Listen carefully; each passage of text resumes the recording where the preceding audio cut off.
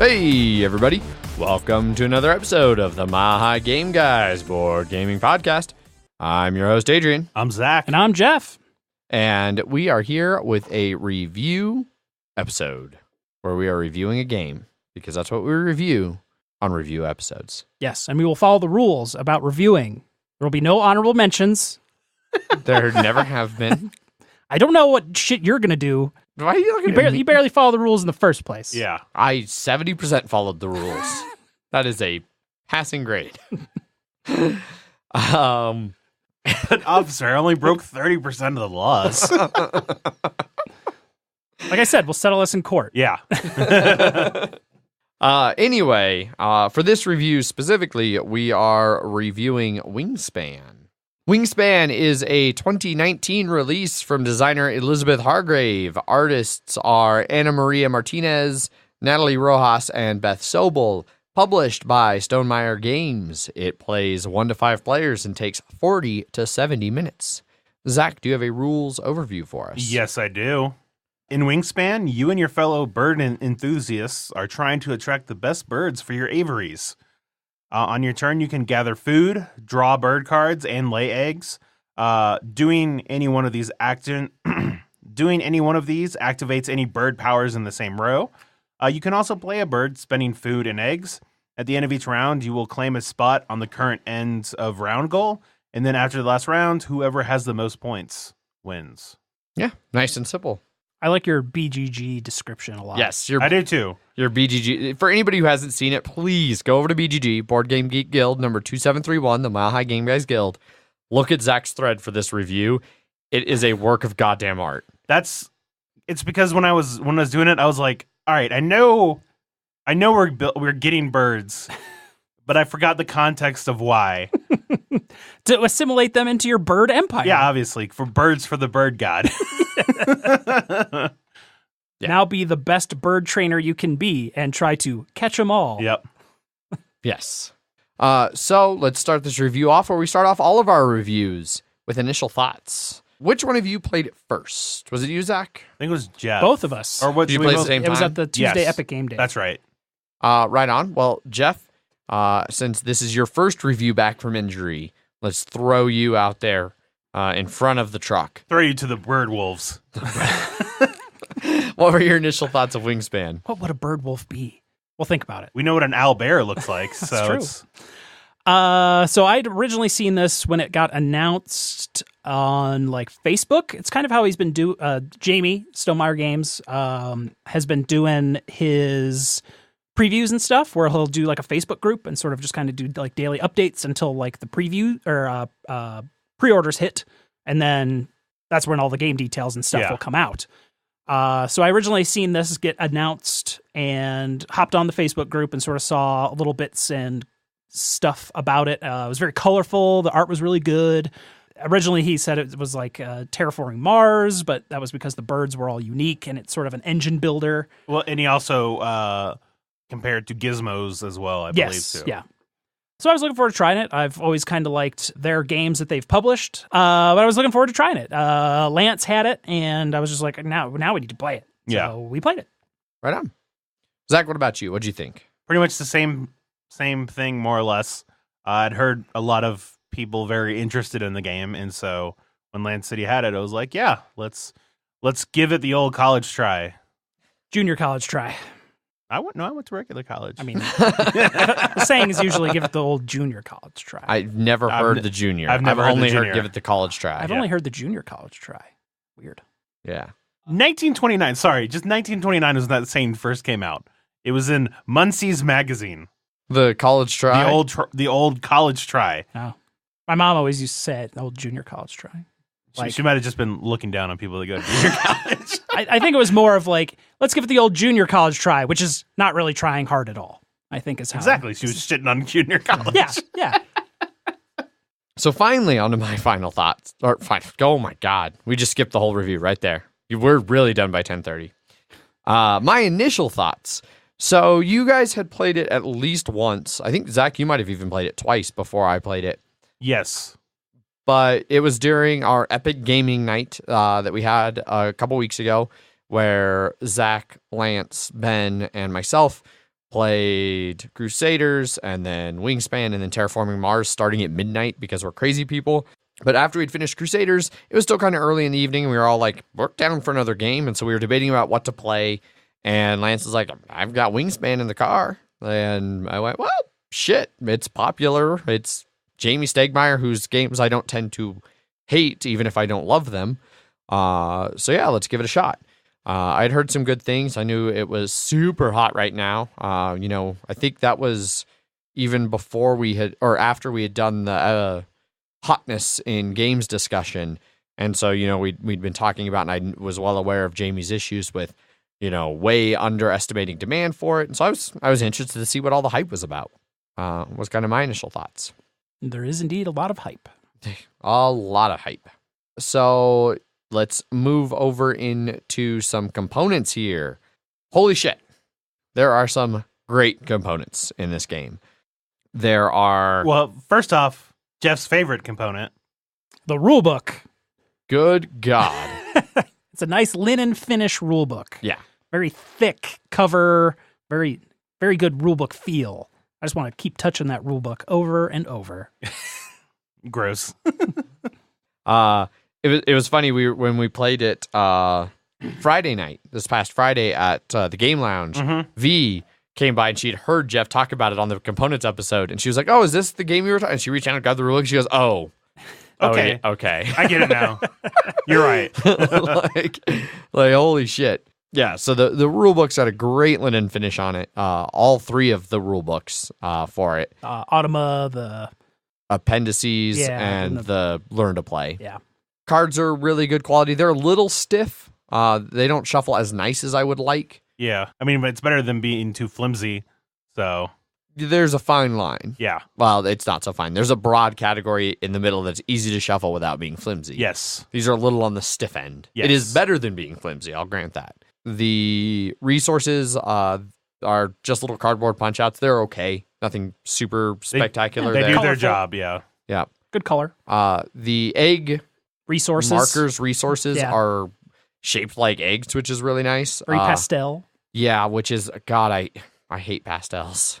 God, I hate pastels. But they're colored like bird eggs. Yeah. Yeah. Unfortunately, bird eggs are pastel, so I get why they did it. I can't like rail at them. Like, why the fuck would you choose pastels? I mean, because it's bird's eggs. Easter. There are blue bird eggs. Yeah. Yes. So I mainly try to grab from the blue and white bird egg pile for my board. Brown, I'm okay with. I wish the brown was more brown, like a brown chicken egg is brown. It's more of like a yellowish. I don't love the brown. like a caramel. Yeah, that's a good color for it. Folded player boards. Yeah. Which the one complaint I have about those, like I don't think if there's really another way to do it without making the box an awkward size to have them flat. But because the way they fold, the warping that happens out here, it's not as easy like to alternate the way the warp is to kind of press them flat. So I've noticed that like even after multiple plays and being in the box and out of the box, they still curl up quite a bit at the ends. Yeah. Which is a little bit frustrating. But it luckily doesn't the folds or the warping doesn't really affect anything on those. So that's good at least. And he's chatted about how he's made them a certain thickness that like the thicker it is, sometimes the worse the warping is. So he's been using some thinner cardboard on things so they don't actually warp as bad as they may have if he wanted to go like a little bit of thicker and like nicer. But then I would assume some people were like, why is this thinner than it used to be? This is garbage. Yeah. Yeah. Because people do that. Can never be happy. All the resource dice are nice wood dice. There was a misprint on ours where one of them was missing a little like wheat symbol. Wheat symbol, yeah. Yeah, it was one of the ones that like had a slash. So it was like a worm or a wheat, and there's just no fucking wheat. There's just nothing. So at the very least, it's not like a whole side was missing because then you'd be like, I don't know what that is. And now you see it's like it's a slug slash something, and you're like, well, you know that's wheat. Yeah, at the very least. And they always have a very nice replacement parts program that I have used personally, and it's very easy. Yeah. So that's something like that can get replaced pretty easily. I liked how somebody said it was like, oh, this copy has that problem too. The one I had that problem as well, and we're like, oh, is it some sort of issue? And then Paul was just like, oh wait, no, it was just we were just playing on Lance's copy. Yeah, it's the same. We've just been playing the same copy. Yeah. I actually don't love the dice. Like, yeah, they are nice wood and they are really nicely screen printed, but they're a little too light for my taste, and they're kind of bulky. Which especially trying to like I've never had issues getting them into the little cardboard dice tower that comes with it. Yeah.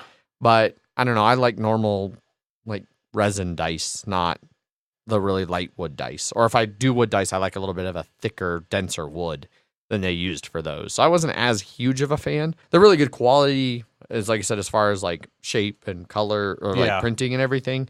But they're just a little light for my But taste. at the very least, it's not like you're using the dice. No.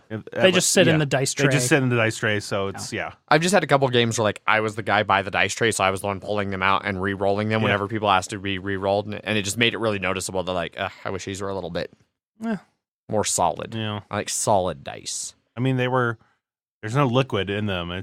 They're solid. Not gaseous. Yeah. You don't I'm let pretty go of them sure- and they just flow into the abyss. I'm pretty sure that everyone knew that I did not mean literal solid. Or not some sort of They're not printed a plasma. Yeah. We haven't hit fusion power with these dice yet. Exactly. One component that like stands out to me as being subpar compared to all the rest is that it's just like for your action selection and for scoring, The cubes. they're just plain small standard Euro cubes. Uh-huh. You know, like they're like I would have imagined like maybe like a small Feathers or something like a feather or even like a little disc with like a cool screen print of like a bird feeder Right. or like, you know, something bird related on it. So it's ostensibly you're like bird watchers who are trying to like get the most birds to come to your watching area or something. I mean, ostensibly. I feel like if you can't see the connection between birds and wooden cubes, I don't even know what to say. For as nice as the quality is on literally everything else, just 100%. having kind of a cube is weird. 100%, I'm yeah. positive that at some point they did think of that, and it was probably just a cost cutting. Yeah.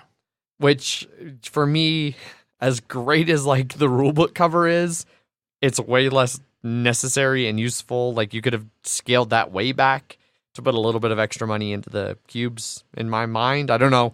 I don't know the exact details of The economics of exactly. Yeah. Like, so maybe it's not. Maybe that's something where Jamie, if he listens to this, is like, fucking people don't know what they're talking about. Yeah. Maybe I don't. They But could have it- done the 18XX of just like post-it notes that are just sort of I'd have thrown been, in. It'd have been great. It'd have been great. I'm sure he has multiple blog posts about the exact He economies. probably does. Yeah, Yeah, because he he posts a probably lot, and they're Yes, he does. entertaining. Um, It's game trays. Yep, game trays insert. Really nice inserts. Yeah. Although there was another issue with the insert that is just like a very minor nitpick. And that so much of our component complaints are going to be minor nitpicks because the components are really overall pretty great. Yeah. So they have really nice game trays, like container for the cards, like a tray. Mm-hmm. And it's got 3 slots in it that hold the 3 types of cards. And With, like if with you, the symbols on the bottom. yep, so if you pull the cards out, you can see the symbol for what deck goes there. There's 2 for one deck that's just a big, thick fucking deck. of the birds. And then the other one for the goal cards. But the lid like snaps onto it. But then when you go to play, you can take that lid off, and then it sets down and it's got notches in it for like you put the 3 cards that are the market cards that everybody can see and take bird cards from. And that lid has a bird on it that faces one way. And if you put the cards matching the way that bird faces, they hang awkwardly off the top. Like the tops of the cards are hanging off the. They seem backwards from how my brain wants them to be. Again, minor nitpick. But The I can't minor help is it. like you need a microscope to see that Yes. nitpick. But are you talking that like the cards hang off the edge? Well, no, of he's saying the- it's fine if they hang off the edge, but he's saying how the main bird on the the lid, like the imprinted it's like bird on facing the lid. south, like whereas the cards would be like facing north if you put them Okay. whereas if you put them to face south, then the tops of them would be hanging off. So that's I think it makes more sense for the bottom of the cards to hang off, so you can just grab the bottom, pick it up, and read the card top to bottom. Okay. But if you do that, then the cards are facing the opposite way of the bird that's printed on the tray. It's a weird thing that just was like that 'cause only we were even affects playing, Adrian. and I was like, no, I got to turn the bird Yeah. so the birds, all 4 birds that are showing no. out there, are facing the same way. Okay. It looked like a clipboard to me or whatever. So that's where I was like, I'm gonna put it how it should be with the birds on it with that bottom hanging off. Yeah. So I it's clear only an Adrian complaint. Gotcha. So I'm sure it's not only an Adrian complaint, but in this room, it's an only Adrian complaint. Of the 3 of us, I'm sure I could get on BGG and find somebody else who's making that exact complaint right now. and then we'll find that it is just a dummy account made by you. Just to I don't believe we've talked anything about the art yet. No, we have not. Art's great. Art's fantastic. All 120 127, 147 Unique birds. unique birds. All look like they're out of birders' guides Yeah. and things like that. Yeah. They look super cool. Good card layout, easy to tell what everything is. Yes. Some nice fluff on the bottom of each, on some of the cards that give you fun facts about the birds. And roughly where they exist in the world. which most are North America. Yeah, because I think most of the birds out of this set are North American Yeah. birds. Like has possible their future- wingspan and stuff on there. Yep. And then like there are different abilities on the cards, and it's easy to differentiate if it's a one-time ability or a activated or on other people's turns. Yeah. So, Um, and then the actual player board that we were talking about, the all the symbols on that I think is fairly easy to understand. It's just you activate what the lowest symbol that you can see, and covering up birds and stuff give you higher ones, and so I think it's easy enough to understand yeah. that. Especially with just a little bit of a teach. Exactly, Like, yeah. It doesn't take much to be like, here's how this works. And it's like, oh shit, I can clearly see that it works the way you say it works. Yeah. So I think that's a good And transition. then, and then there's the score track. It's pretty basic. Oh yeah. Yeah, but that's the only other component Yeah. in there. Yeah. With the variable. It's double-sided too. There's like a nice side where it's just first player, then second, then third, then fourth. But everybody can score points. Whereas on the quote-unquote meaner side, it's like, You score points based on how much you meet the requirement, Yes. with a Yeah. max of everybody getting 5. yes. Which I don't know, like, that still sounds kind of an interesting thing to me. Like, Well, yeah, that's what I mean, is that it's not, how you do is not influenced by how other people do versus the competition. That's Yeah. the one we normally play. The one we don't play with is that you can get up to 5, but everybody can get up to 5 points. So, Yeah. But everybody can get up to 5. Well, everybody can tie in the first one. You just divide the points, so Yes. everybody gets less when everybody ties. Yeah. But I think that the thing that would be interesting to play with the other side is like, say, because this has happened in the one game where I got first on everything. Mm-hmm. I'm going to save this. I have it in my notes for a gameplay thing, Okay. and I think it's going to make more sense there. Yeah. So I'm going to save this little comment. But there's 2 different scoring ways Yes. to do those objectives. There are 2 different scoring ways to do the objectives. And then there's a bunch of random scoring objectives that you can apply to that. I think we're ready to move over to rules and rules explanation. We've covered all of the components that really stand out and are super noticeable. Everything else is pretty standard. Nothing bad in the No. components. Yep. So rules and rules explanation. Super easy to teach. Such an easy game to teach and even understand. Yeah. There's really not a lot here. You're using cubes to choose one of only 4 actions that correspond nicely to 3 rows and then just one little spot. You place your cube, you do your thing. If it's on one of the rows, you start at the far right and you do, the action, you put it on, and then you move across to your birds and you activate any bird that has an ability that's activated when you activate the row. And then it gets all the way to the end and boom, that's it. And you do that until you run out of cubes. And then you do a round of end round scoring. Yep. Which takes one of your cubes away. So the next round you do one less action. Or the next round you do one less turn, basically. One less action. And then you do end of round scoring. Now you have another one less, so on and so forth until the end of the game. No, I think that was good to be to show that you were getting less actions by taking one of your cubes and making it a scoring marker. I liked that they did that. It's also efficient to use less resources. And it's very intuitive to understand. Yeah, I think anytime we've taught someone, very few people have ever had questions. The only time it's like, what does this one symbol mean, or something like that? It's like when somebody does a hunting thing, but it just shows the symbol, and you're like, well, what's that? And it's like, well, it's a hunting. We don't have any outs, so you don't have to worry about it. But once you see one, then you will. So the only thing that becomes tricky, I think, to mention in rules, there are a few card misprints that can lead to some rules confusions. Where there's one card that says for the goal cards that says you score points for every bird that eats only rats, when really it's supposed to be any card that has rats as one of its food items.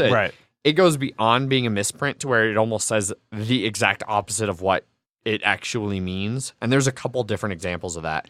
And there's threads on BGG where Jamie has put up images that are supposed to be the correct card layout, And it also frustrates me that not all of those scoring cards are in the rules. In the appendices, there's a section for those that give clarification on like most of them, but it leaves The off more like complicated ones. Some are pretty basic. Yeah. but the basic ones are where the misprints are that make them say almost the exact opposite of what they're meant to play. Yeah.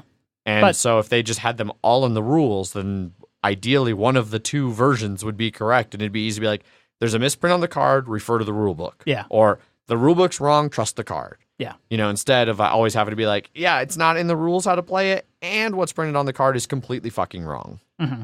So Yeah, it's frustrating when that happens. yeah. So then everyone should just put a glossary for all of their objectives in the rulebook every time.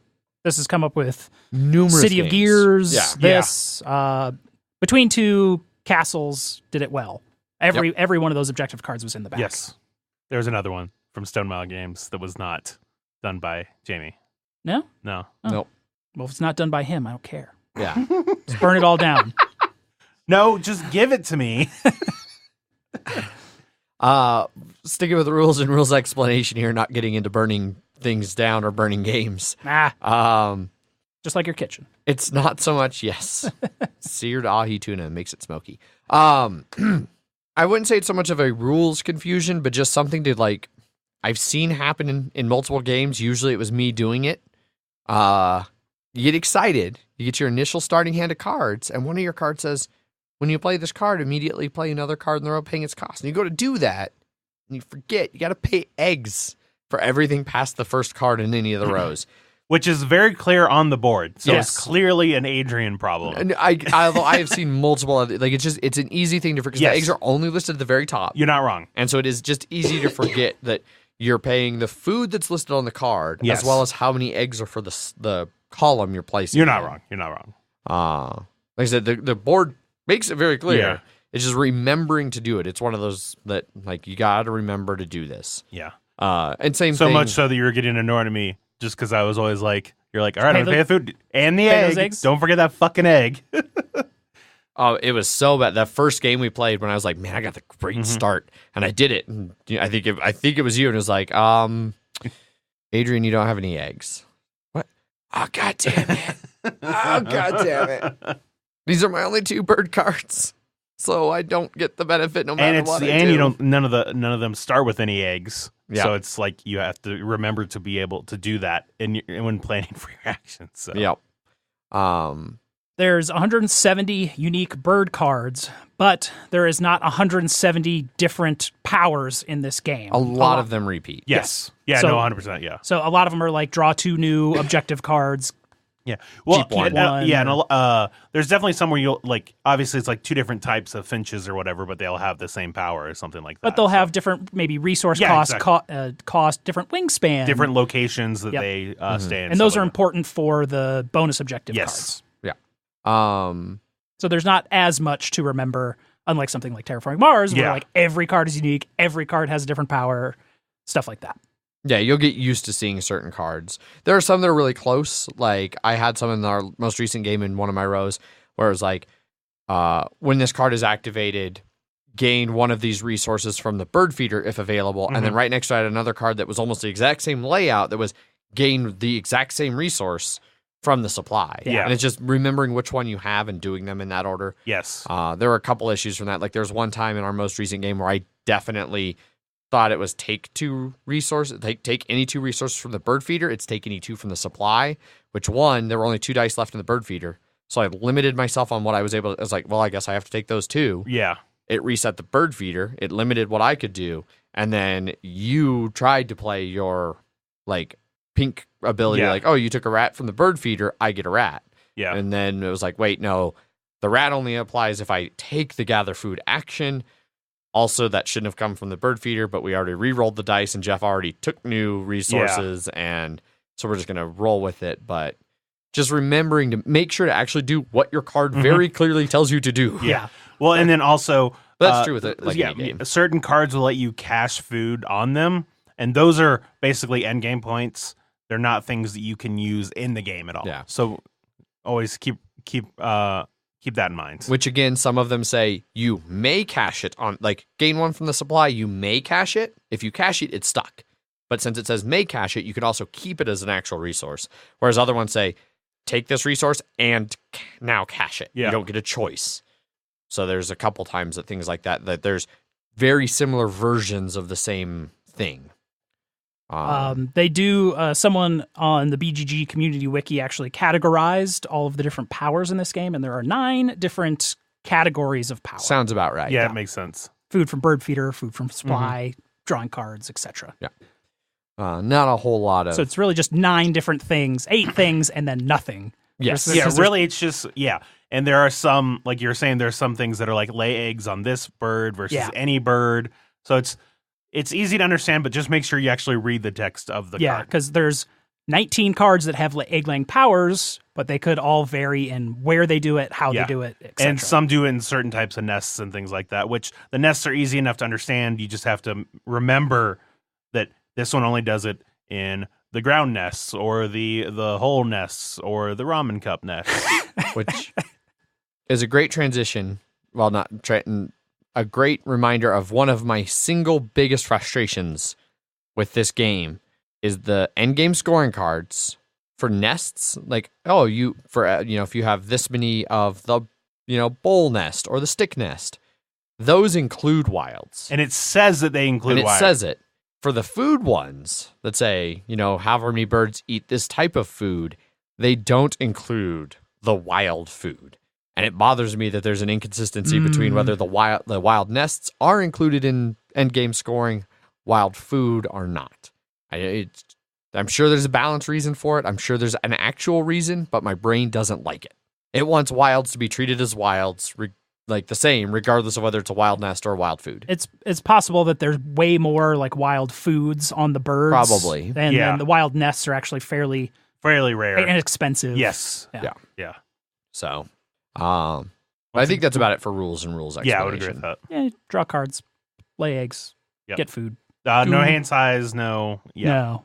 So, in fact, there's a goal card for having a bunch of cards in your hand at the end of the game. I did well with that one once. All right, well, let's move on over into some gameplay then. Talk about the gameplay. To start off with, it's very slow, like most engine builders. Yes. Your initial turns, you're getting 1 food from the bird feeder. You're drawing 1 card. You're getting 2 eggs. Yeah. And you're not doing much. But then, late game, you're getting 4 eggs from the action, and then one of your birds gives you an egg, and then one of them lets you tuck a card to draw a card, and so you're doing more and more things. And you do have a variable setup of how many cards you can start with. That's true. Yeah. You get 5, and then you can pay food to keep stuff in your hand. Ideally, you're going to want to keep enough food, to at least play a couple of the cards. Yeah. But you don't want to keep all the... You get one of each food to start with, which is nice. Because that gives you basically any option of what those 5 cards are. You can always play at least one of the cards in your hands. Yeah. Yes.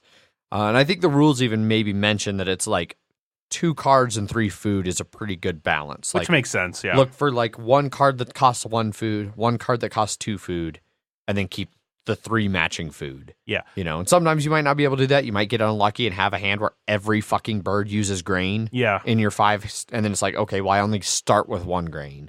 Which...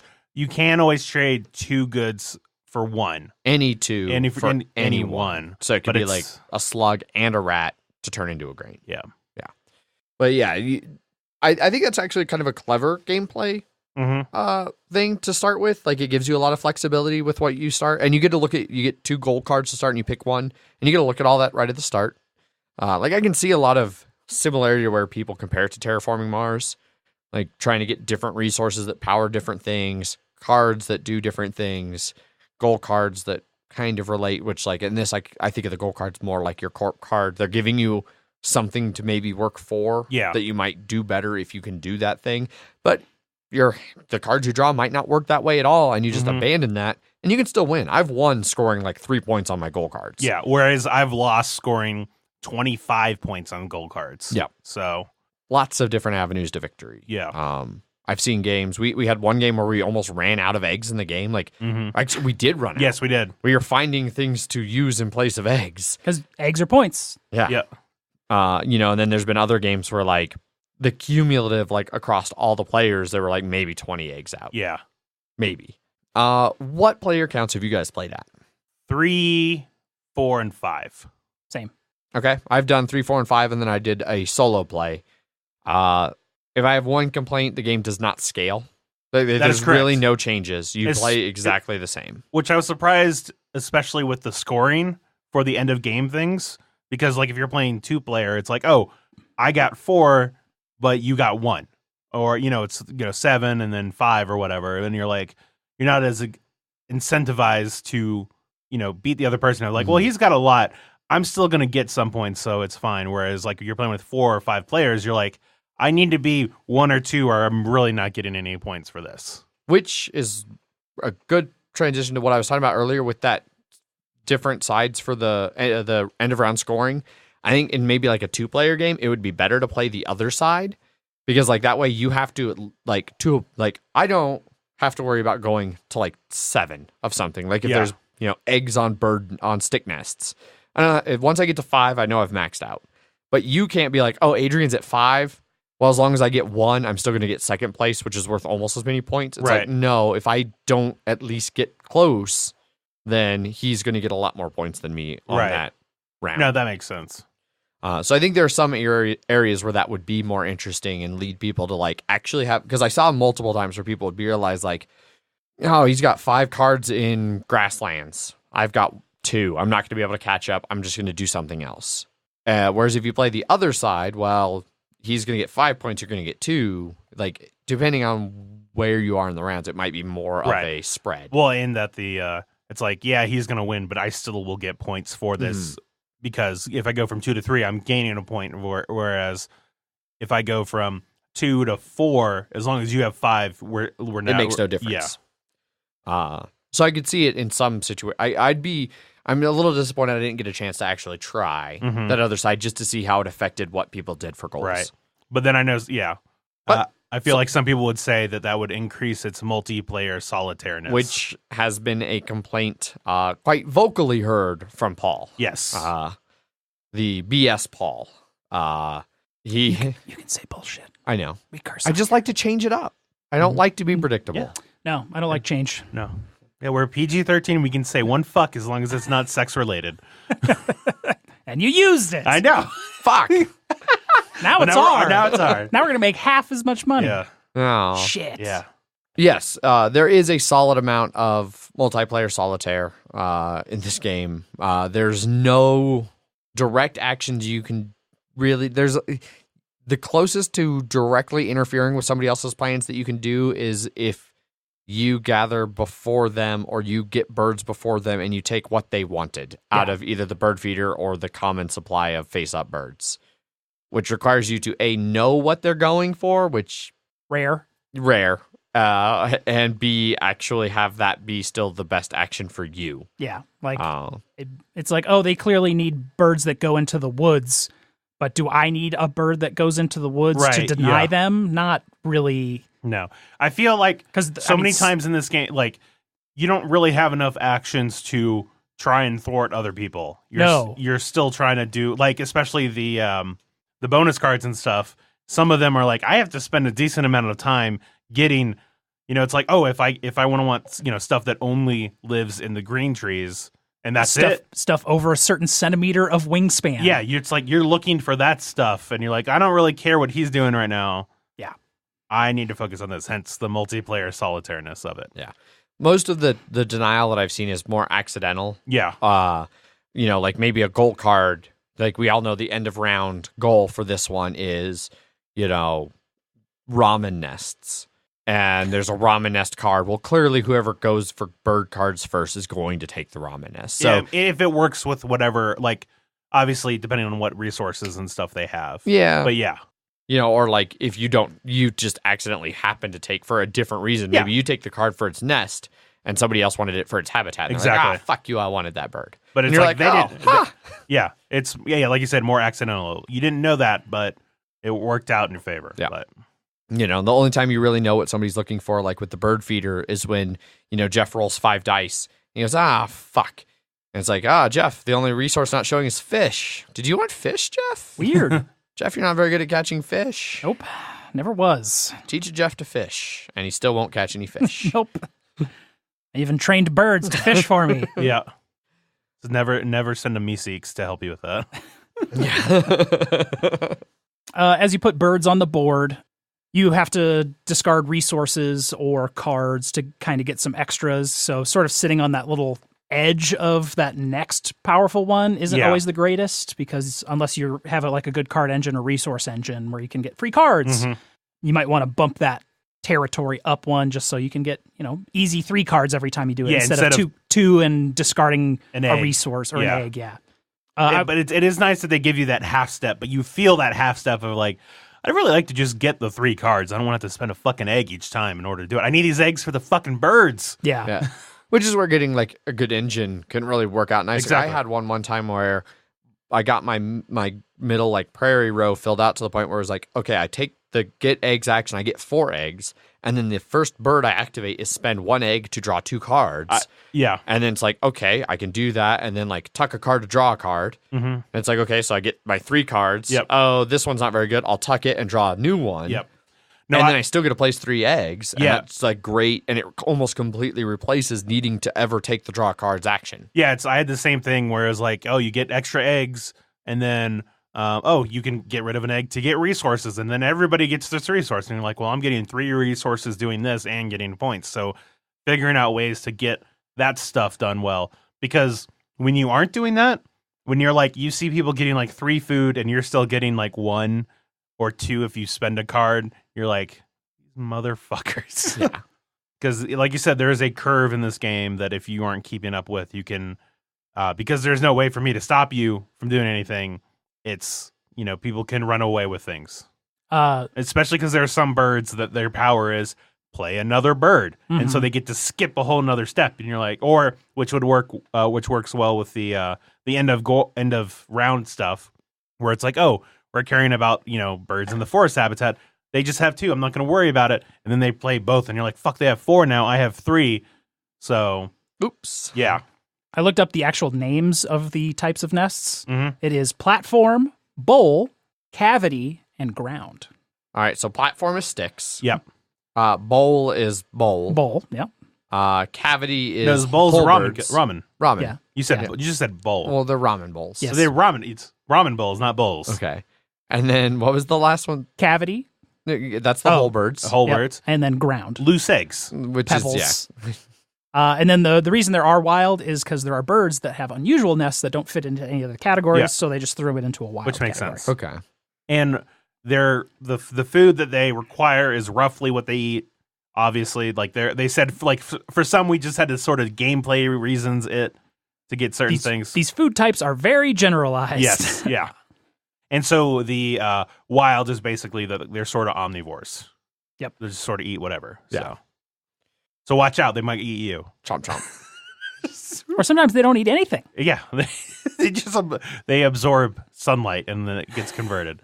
That's usually for like the scavenger birds, like vultures and stuff. You don't have to pay any food for them because they eat dead things. And there are like some birds that will, like they don't have a nest, but it's when someone does a lay eggs action, you get to lay an egg in one of yours, like an extra egg in one of yours. So yeah, they have usually little fluff pieces at the bottom of like why this bird kind of has that rule.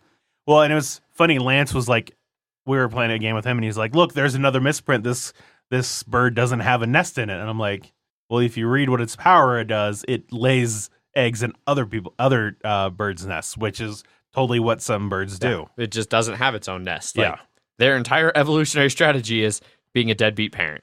Somebody else raised my child. Yeah.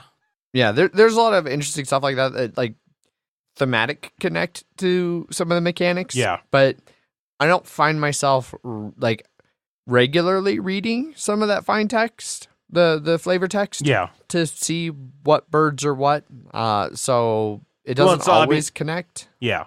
I mean, and especially when you look at one versus like you're looking at the 100th bird or whatever. And Yeah. Well, and especially since like some of them really stand out. Like, yeah, the condor, vulture guy, like, okay, he doesn't eat food clearly because he's scavenging. Yeah. Or like some of the hawks that are like, you draw a card, if it's wingspan small, tuck it. Well, the hawk's eating that bird. Yeah. But then you get other weird birds that you've never heard of, nothing about. And it's like, okay, I guess this bird must vaguely do something similar to this. Just storing food and shit like that. So, yeah. This bird hoards corn. Yeah. Well, and I know ducks. They love just drawing cards. Draw those cards. It's because mechanically, never mind. Yeah. Mechanically, the water is the draw area, so I was going to talk about what ducks are good at, but I don't think that No. needs to be Quacking. said. quacking. No. Quacking. Yeah, sure. Yeah. Quacking. Yeah. Quacking, right? No, what it is that like those cards are obviously birds, so the water is just where dead birds are. The birds are warlocks that are raising. Necromancers. Yeah, exactly. Ducks are necromancers. They're necromancers. Makes sense. They are fucking evil. So I think that brings us to final thoughts. I think we can safely transition into final thoughts. Yep. We're treading on thin ice here, so moving to final thoughts is probably a good idea. Much like a duck. Zach, how about you start us off here? What are your final thoughts for Wingspan? Overall, I think it's fine. Like, I think it definitely feels to me like a gateway style game. I think it's good at bringing people that really like birds into the hobby. Because there are a lot of people that are like, I have this family, they love birds and they love this game. And you know what? That's the cool thing about themes is it can bring people who would not otherwise come into like try a game. They're like, oh, I love that theme. Let me try it. And like you said, there's enough little things that I think if you knew a lot about birds, you'd be like, oh, it's like, yeah, this bird is the one that does the thing. It does that thing and stuff like that. Components are for the most part pretty good, like we were saying. I did play gizmos. Like, in fact, I knew eventually we were going to review this game. So when you told me it's like gizmos, I was like, well, I'll just buy gizmos to figure it out. And it's definitely similar in the sense that it's an engine builder about doing an action, and you're as you're going through the game, you're making each action better. It is a little, I can understand the reason they didn't do it, but it's a bit of a bummer that you can't have like you're hunting falcons or whatever, hunt other people's birds or something like that. But it's the pretense of the game and the fact that I've played Evolution where you can do that and it can really fuck over people. I'm like, I understand why they can't do that. Might be why Evolution's not a great game. Really isn't. But I mean, like I enjoyed it enough when I was playing it, but it never wowed me. And I definitely think it's reaching the lifespan of games of like it's getting close to that for me. I would be interested to try if they came out with an expansion for it. I would definitely try it, but I don't feel a need to own this game. We played it with 5 players, which is way too many. Do not play with 5 players. 4 players is even stretching it a little bit. I would say if you want to play this game, 3 players seems the way to go. I haven't played it with 2, but I feel like 3 would be the sweet spot for this thing. And it seemed to go pretty quickly. Like you're paying more attention to what other people are doing and when there's less people as well, which is good, I suppose. But overall, it's fine. I mean, I'm glad that it's out there, and I'm glad that it can bring more people into the hobby and stuff like that. But I think there are just other engine builder games that I would rather play. So yeah, cool. Almost word for word, a lot of how I ended up feeling about this game. I am somebody who, you were talking about people like, oh, I've got somebody who I know who really likes birds. Megan has an aunt and uncle who are just fucking nuts about fucking birds. And their daughter is really into board games, Megan's cousin, and her husband are also, like, he owned a board game store for a while in Michigan. And so, like, if they don't know about Wingspan, they need to, because it'd be a perfect game to get their parents into playing board games, like playing a board game. I know they'd geek out about all of the fun stats. The game would probably take twice as long playing with them because they'd be reading fucking everything and geeking out about like, oh, I saw this bird in Tennessee, and things like that. But yeah, it's great in that regard. It's simple enough mechanically to be a great intro game for people like that. Like you like birds, play some fucking Wingspan. Unfortunately, if you don't really give much of a shit about birds, or you think most birds are assholes, aka me, it runs thin pretty quick. I really, really enjoyed my first play of it, to the point where even some people were like, Adrian, I'm surprised you liked this game. Granted, Paul was he was like, Adrian, I didn't think you'd like this game. It's multiplayer solitaire. And I was like, dude, that's like 80% of the shit I love. Yeah. That's right in my wheelhouse. I don't dislike it because of the multiplayer solitaire. Although it's changing in me. I do like a little bit of interaction, even if it's just more of a blocking, outbidding style of interaction like an 18XX provides. Like, you can't go blow up somebody's track in 18XX, but there's a lot of ways to get in the way of somebody and interfere with what they're trying to do, and there's just nothing you can do for that in Wingspan. Even Terraforming Mars has like board denial and stuff. A lot of other ways what other people do matter for you and what you do matter for them, and it just makes it more interesting. Whereas this one, like, I didn't really notice as much until we played it out at a loud venue away from the house, where it was like at max players, but the max player wasn't even the thing. Is just like, I realized when I couldn't really see what you were doing across the table, like the far opposite end of the table. I couldn't really hear you because it was loud, and I realized that I didn't actually care and I didn't need to know. Like, I could get a vague idea of where you played a card, which is the extent. Or like if you started doing eggs, like, oh wait, did you do eggs? Yes, okay, I get an egg. Like, very minimal need to know what anybody else is doing. Like I said, there's no good way to know what to hate buy for food or birds. Yeah. And even if you did have a way of knowing, it still has to work with what you even want to do to make it worth it. Yeah, because otherwise it would just hurt you. You're just wasting your turn.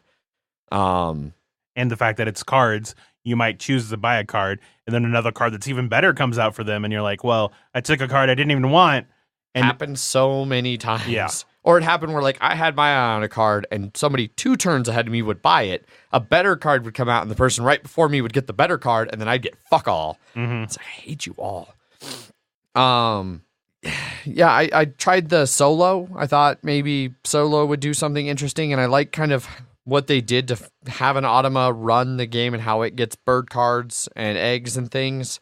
But it was even more boring than the 5-player long drawn out game that was already really boring. I enjoyed it at 3 and 4 players at home in a quiet setting where I could actually interact with the other players, even just maybe not about the game. Like, it wasn't a loud bar, so we could actually just have a normal conversation while we all did our own shit. I'm with you, Zach. For me, it's reaching the end of my desire to play. Like, I don't dislike it. It's a very light, simple intro game. I don't feel like there's a lot of depth there. If they had I know they're gonna do expansions eventually, especially with how popular it is. Would you be interested in trying that out? It would depend on what it was. It would depend on what it is. If it's just more cards, probably not. Like, unless they get new interesting things. Yeah, I mean, I wouldn't be like actively interested. Like, oh, an expansion, I can't wait to try the expansion. If it was just like, oh, more cards. But if somebody was like, hey, I got this expansion, it adds more birds that do different things. Do you want to play? I'd be like, sure, let's see what these different birds do. Mm-hmm. Let's see if you would give changes. it a shot. I'd give it a shot. Oh yeah, okay. And I'd still play it. Like, I don't dislike the game. It rapidly fell into the same category for me that so many great gateway games do, where there's not the interesting decisions that I'm looking for. I never once was like super torn in this game about what to do. I was never like, shit, this would be a good. The closest I got was at the very end, where it's mathing out like, oh, if I play this bird, it costs me 2 eggs, which is 2 points. Mm-hmm. The bird's worth 4 points, but then it gives me this ability that does this point. But then if I just did eggs, mm-hmm. instead of that, then I wouldn't lose the 2 eggs. I'd get 4. Like, just. Yeah, well, and I forgot to mention this too, and that I know Lance had the same sort of problem with me, that as I did too, is that it seems like a lot of time in that last round, especially the last couple turns, for the most part, you're just like, well, the best way to get points for me is just to get more eggs now. Especially if you've done any work in that middle row. If you've got in that middle row 4 or 5 cards deep, you're getting 4 or 5 eggs. And any of those last birds you'll need to play will cost 2 eggs to even put out. So that's minus 2 points. So you have to do, like, you have to make sure any bird is worth it in order to just break that, which for most of them don't seem to be. It'd have to work incredibly well with your goal cards. Yeah. And then probably be a fairly high point bird card in and of itself. Like, if you had a 5-point bird card that gave you 2 points on your goal card, then it would break even. Exactly. And then you would be like, well, does it help other people more for me to lay eggs or put a bird? So there are some decisions there, but it seemed for the most part, most of my ending game, couple turns were, I'm just going to get eggs now. Yeah. So, and the kind of decisions at that point, it's not even a tough decision. It's I'm going to sit here and math out the two options and figure out which one is 1 point better than the other, which just drags out the end of the game and isn't fun at all. Yeah. So yeah, it started high and it has never quite got that high again. I think I've rapidly plateaued on it. Mm-hmm. I would love to get it for Megan's aunt and uncle. I think it'd be a great gift for them. I think they'd love it. It'd be a good intro game. It's fun to teach or easy to teach. It's fun-ish to play if you're looking for something light and simple to play at home. Yeah. Where you're not really wanting interaction, you're just wanting to sit around a table and talk while you do something. Yes. Yeah. Gotta get that. Yeah, that's my final thoughts. Hefe. What new insight do you have now? None. It's a great entry-level game. Yeah. But we are not entry-level gamers, so this really isn't a game for us. Very, very few games I've found are like entry level that still provide interesting decisions. Like, I don't know, that still stand up for us. Yeah. They call it medium weight, but this is definitely on that lighter side. Light, medium. Yeah. Light, medium, max. Yeah. Not a lot of interesting decisions to make during the game. It's got a lot of really cool. I like the objective cards the most. Yeah. They have interesting objectives that are varied and give you a good guiding force. Yeah. But like you said, they're very different. So it's like one of the ones I got was you want to have a lot of birds that have a very small amount of points on them, and I was like, well, this feels counterintuitive. But if I was able to get one more, I would have gotten 5 more points, which I think on that one was the one where I lost by 3 points from you, Adrian. So even though it was all small ones, there was enough there was enough ways to get. So yeah, and a lot of them are so specialized. You're like, well, how good is this? Is this a hard objective to do? And usually that objective has more points on it, but on the bottom of all these, it says what percentage of cards have like that specific type on them. So certain things like. There was one that are that use apostrophe S's, like somewhat like Wilson's bird, like name birds and stuff like that, or and like what percentage of that, or locations, or like colors. northern, southern, western, bluegilled, whatever ones that have colors in the name. I thought that was one of the more interesting things. No, yeah, definitely. But everything else was pretty just. And I liked how you got less actions every round. It made the game that go worked quicker. really well. I did like that because each action becomes more and more powerful. Yes, I thought that was a good So you didn't have to, and it kept the game to a fairly short time. Never played at 5. Just take the 5th player board and throw it in the garbage. Yeah, please don't talk about do the burning that we were talking about earlier. Yeah, every other player count seems fine. 3 seems the best. But I would be fine if I never played the game again, unless there was an expansion that adds some really cool stuff. I like a lot of the bird cards that have interesting stuff on them, like the hunter-gatherer, but it seems like your engine is never really at the point where you can be like, now I need all these rodent things, but all those cards are so expensive. Yeah. It's like, unless you had the rodent engine going. Or if you just have a worm engine going, then you can just replace worms with fish. Yeah, exactly. At every opportunity, because you can't get goddamn fish. Yeah. I think this game just is hampered by the fact, like most card-based games, of it's really what cards you were dealt and what are out at a given time. Yeah, you can get hosed, and the random card draw is not any better. Yeah. It's nice it came with a score pad. Yes. But yeah, otherwise it's a good game, but not one that I look forward to playing in the future or owning. Right. Yeah. But there are many, many people out there that could be very, very interested in this game and are, because it's selling like crazy and very well regarded. Yeah. Indeed. Well, that wraps up our final thoughts, which brings us over to the listener feedback section of the show. There is multiple examples of listener feedback over in the BGG thread. 4, some would say. 4 examples. That is by definition multiple. Yep. You got those pulled up, Zach? Yes, I do. First one is from Bryant. I felt the game was very enjoyable. The production lived up to the usual Stonemaier standards. The theme should interest many non-gamers. I found the action selection to be interesting, and I thought it was very clever how you use the action cubes to mark your score on the individual round goals. That leads to fewer actions. That leads to fewer actions in later rounds to offset how your actions are longer in later rounds. It is very enjoyable to see your engine run as you get farther down the tracks in various habitats with multiple birds. However, I felt the game did feel a bit repetitious once I realized, though all the cards have unique pictures, many of the powers are very similar. So the game's very good, but I feel like it could play itself out fairly quickly until the strategies are expanded upon with future card sets. Perhaps even some new specialty bonus cards and rules to make the various colored eggs mean something. Yeah. Sounds about right. Yeah. Yeah. See what the future holds for this game? Yes. This next one's from Ted. I played a 2-player game, which I enjoyed, but wasn't blown away by. Then I started thinking about it, and I wanted to play it again. The same happened to my opponent. We played a 3-player game yesterday, and the group loved it. After only 2 plays, I'm constantly thinking about how I can build my engine differently to maximize it. This game attracts people with a theme. They then think it's a pleasant game. Then it infects you like the avian flu. I like it. The playtime makes this possible, as the game rarely lasts longer than an hour. Today I played a round with my 6-year-old son because he had asked to learn it. So we then played through the 4 actions.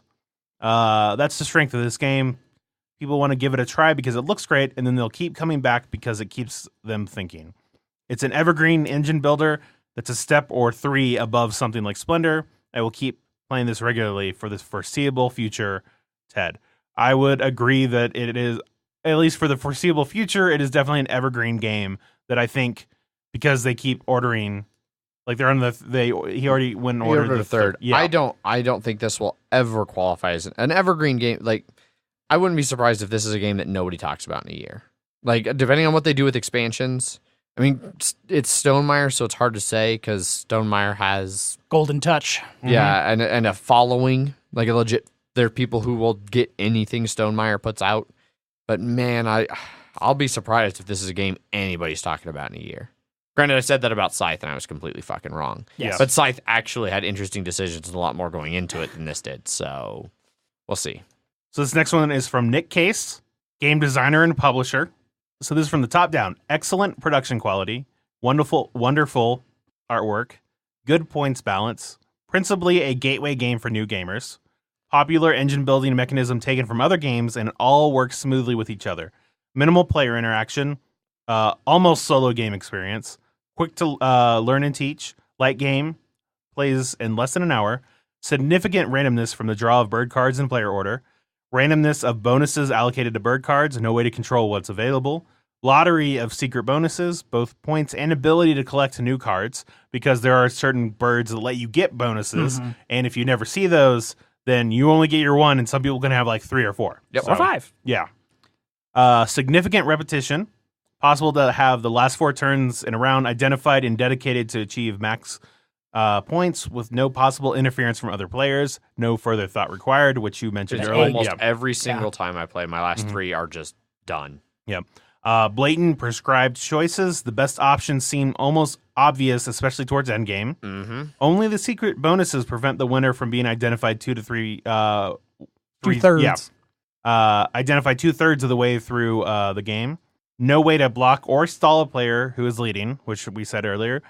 Generating the maximum number of eggs is the predictable objective in the last round. Not enough egg pieces in a 4-player game, which, funny enough, there was enough for 5. Yeah. Yeah. But that was just a low. I think that was an aberration. No, it was a low-scoring game on that one. High price point for a game with 10,000 plus unit production run and relatively few components. Not engaging enough for experienced gamers. A vanilla game, which is unremarkable in everything except production quality, but has been the subject of considerable promotion and hype. And we should say... I should have just read this for my final thoughts. Because it's top down. Like, he nails it. Excellent production, wonderful artwork. I feel like it's balanced. It's a great gateway game, but then you get down to the bottom stuff. It's a high price point.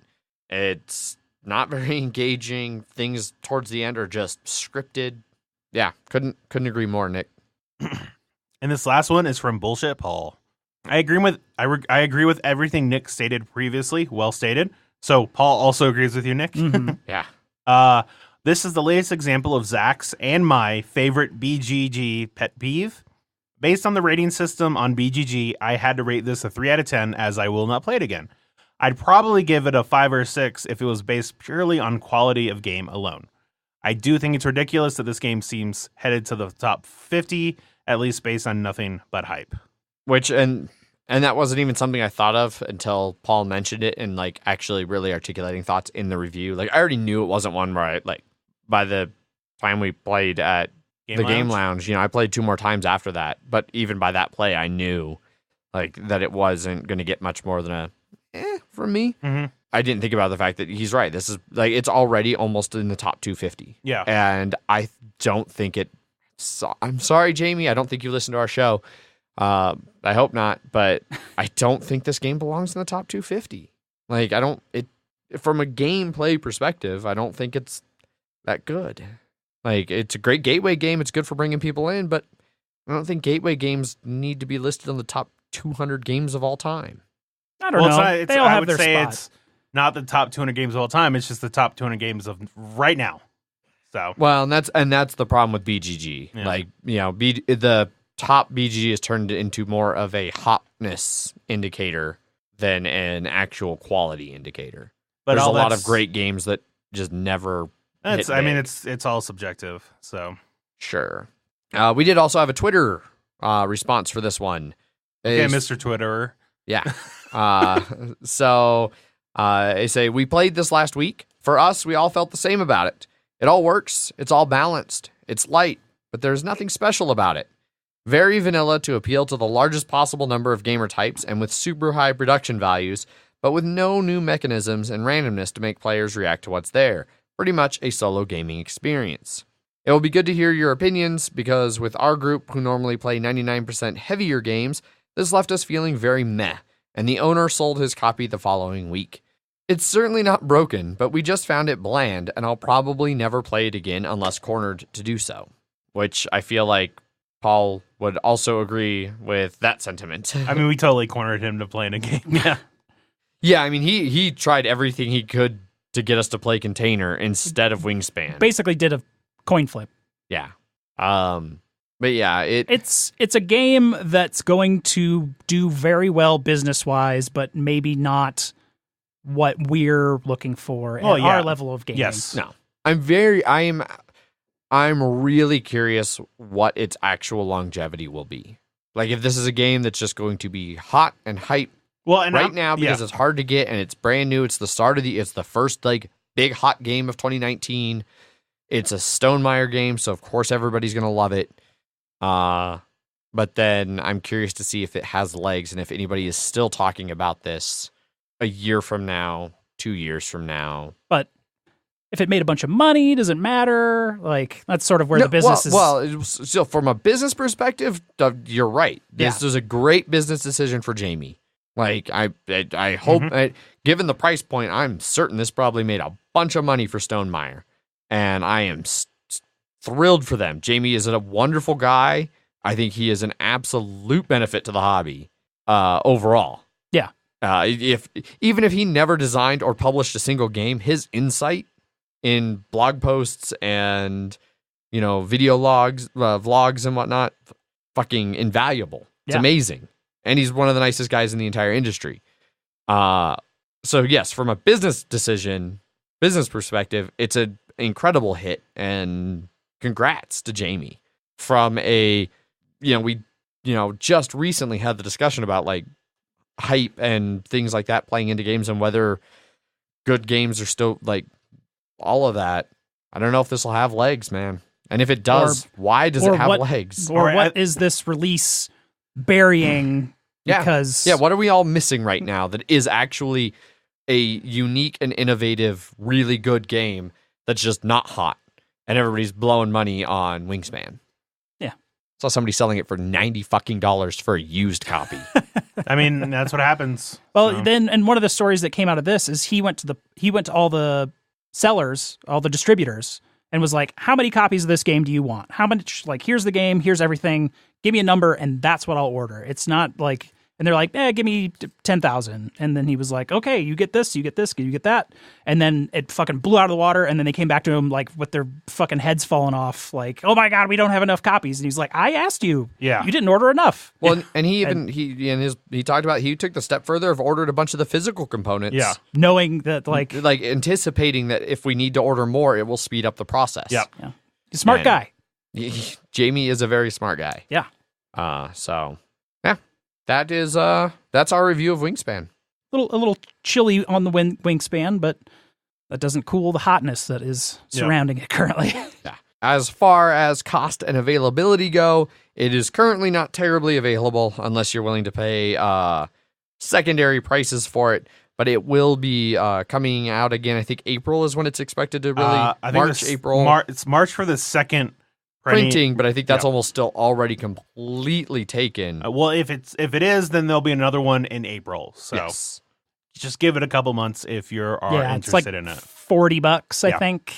Yeah, I don't remember what MSRP is. Amazon 55 for MSRP. Amazon has it for 69. CSI and Miniature Market have it for about 40 listed as on the way. Yeah, and around 40. Yeah, I definitely wouldn't pay MSRP or higher for it.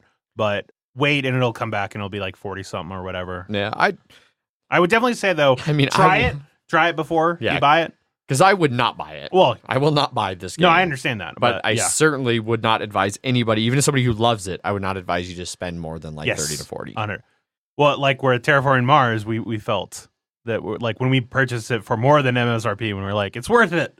I spent like $60 on my. Well, I think Terraforming Jeff Mars. paid like 62. Okay, but MSRP on that originally was like $70. Yes. Oh, okay. Yeah, and I was still very happy, even at 70. That's why I was like, it was the last two on Amazon. I was like, fucking buy it. It's under MSRP. It's probably the last time we'll see it for. It was like 5 months. Mm-hmm. Yeah, Terraforming Mars is like one of my most played games since I bought it. Yeah, like it's 100% been worth every penny.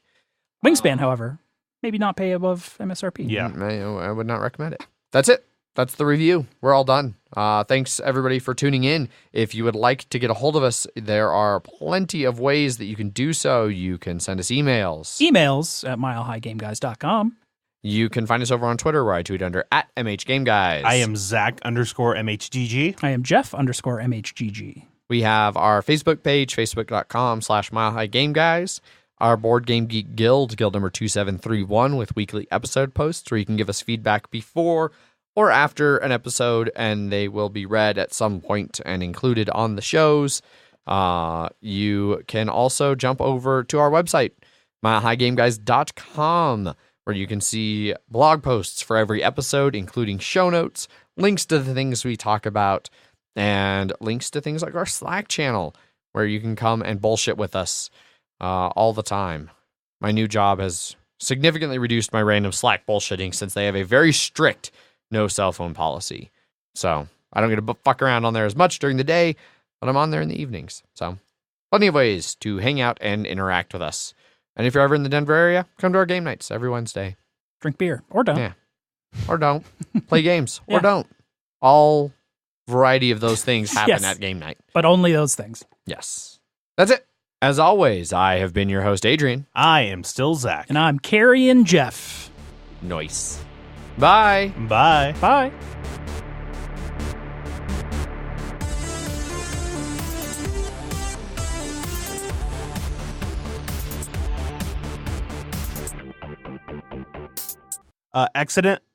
Excellent production quality. Mm-hmm. Wonderful artwork. I really shouldn't have asked for a sour because it's making my mouth go like. It's certainly not broken, but I don't know why that had any sound on it. Sorry. Punchboard Media, where we all bring something to the table. Pull up a chair at punchboardmedia.com.